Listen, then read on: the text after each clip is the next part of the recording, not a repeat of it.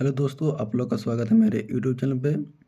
तो चलिए आज हम लोग पढ़ने वाले हैं क्लास 10th का हिस्ट्री के बारे में, इतिहास के बारे में। तो पहला चैप्टर का नाम रहेगा यूरोप में राष्ट्रवाद का उदय। तो आज हम लोग पढ़ेंगे कि यूरोप में राष्ट्रवाद का उदय कैसे हुआ।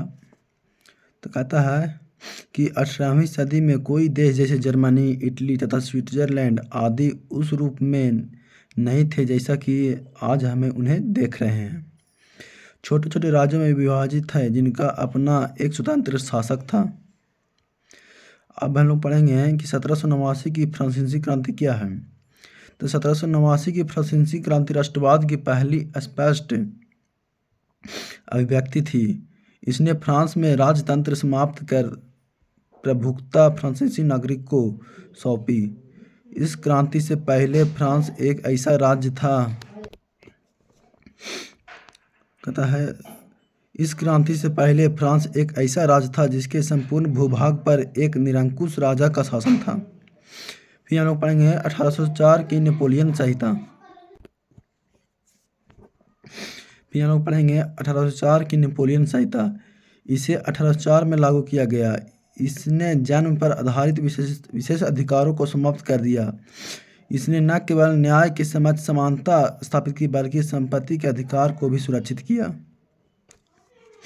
अब हम पढ़ेंगे कि वियना कांग्रेस 1815 में ब्रिटेन, प्रसा, रूस और ऑस्ट्रिया जैसी यूरोपीय शक्तियां जिन्होंने मिलकर नेपोलियन को हराया था के प्रतिनिधि यूरोप के एक समझौता तैयार करने के लिए वियना में इकट्ठा हुए, जिसकी अध्यक्षता ऑस्ट्रिया के चांसलर ड्यूक मेटरनिख ने की।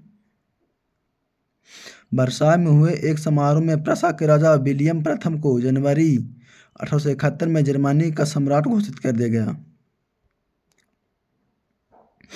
अब हम पढ़ेंगे कुलीन वर्ग क्या है। तो ये जमीन के मालिक व यूरोपीय महाद्वीप का सबसे शक्तिशाली वर्ग था, जिसे कुलीन वर्ग कहते हैं। फिर हम पढ़ेंगे निरंकुशवाद क्या है।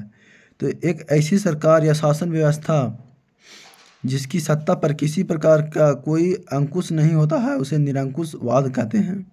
फिर हम पढ़ेंगे उदारवाद क्या है, यानी लिबरलिज्म। शब्द लैटिन भाषा के शब्द से लेबर पर आधारित है, जिसका अर्थ है कि स्वतंत्र नए मध्यम वर्ग के लिए उदारवाद का एक अभिप्राय था, व्यक्ति के लिए आज़ादी व कानून के समक्ष समानता। फिर हम पढ़ेंगे जनमत संग्रह क्या है। एक प्रत्यक्ष मतदान जिसके द्वारा एक क्षेत्र के सारी जनता से किसी प्रस्ताव को स्वीकार या अस्वीकार करने के लिए पूछा जाता था, उसे जनमत संग्रह कहते हैं। फिर हम पढ़ेंगे रूढ़िवाद क्या है। एक ऐसा राजनीतिक दर्शन जो परंपरा स्थापित संस्थानों, पौराणिक परंपराओं और रिवाजों पर बल देता है, उसे रूढ़िवाद कहते हैं। अब हम पढ़ेंगे नारीवाद। तो कहता है कि स्त्री पुरुष की सामाजिक, आर्थिक एवं राजनीतिक समानता की सोच के आधार पर महिलाओं का अधिकार और हितों को बोध नारीवाद कहलाती है। अब हम पढ़ेंगे यूटोपिया, यानी कल्पना दर्शन। एक ऐसे समाज की कल्पना जो इतने आदर्श है कि उसका साकार होना लगभग असंभव होता है, उसे यूटोपिया या कल्पना दर्श कहते हैं। फिर हम पढ़ेंगे जुंकर्स। प्रसा की एक सामाजिक श्रेणी का नाम जिसमें बड़े बड़े जमींदार शामिल थे, जुंकर्स कहलाते थे। फिर हम लोग पढ़ेंगे जॉल्वे राइन के बारे में। यह एक जर्मन शुल्क संघ था जिसमें अधिकांश जर्मन राज्य शामिल थे। यह संघ 1834 में प्रसा की पहल पर स्थापित हुआ था। इसमें विभिन्न राज्यों के बीच शुल्क अवरोधों को समाप्त कर दिया गया और मुद्राओं की संख्या 2 कर दी, जो पहले 20 से भी अधिक थी। यह संघ जर्मनी के आर्थिक एकीकरण का प्रतीक था। फिर हम लोग पढ़ेंगे गैरीबाल्डी के बारे में। तो इटली का महान क्रांतिकारी जो मेस्सीन का सहयोगी व समकालीन था, उसने लाल कुर्ती नामक सेना तैयार किया, जिसे की सहायता से ऑस्ट्रिया को हराया। उसने इटली की स्वतंत्रता के लिए कई आंदोलन किए। कौन? गैरीबाल्डी ने। अब पढ़ेंगे काबूर। काबुल को इटली का बिस्मार्क माना जाता है। वह इटली के सर्डिनिया राज का प्रधानमंत्री था। उसने सर्वप्रथम अपने राज्य को इटली में मिलाने का कार्य किया। अब हम लोग पढ़ेंगे बिस्मार्क के बारे में। जर्मनी के इतिहास में अद्वितीय स्थान प्राप्त है। उसने जर्मनी का एकीकरण के लिए रक्त तथा लौह की नीति अपनाई।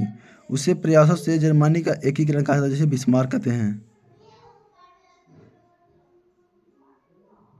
और हम कुछ क्वेश्चन पढ़ेंगे। कहता है टूटू ही बेड़ियां आज़ादी मिलना, इसका महत्व होता है। बाज छाप वाला कागज, जर्मनी समुदाय की प्रतीक की शक्ति। बलूत पतियों का मुकुट, वीरता। तलवार, मुकाबले की तैयारी। तलवार पर लिपटी जैतून की डाली, शांति का चाह। काला लाला या सुनहरा तिरंगा, 1848 में उदारवादी राष्ट्रवादियों का झंडा, जिसने जर्मनी राज्यों को ड्यूक्स ने प्रतिबंध कर दिया। उगते सूरज की किरणें, एक नए युग का सूत्रपात।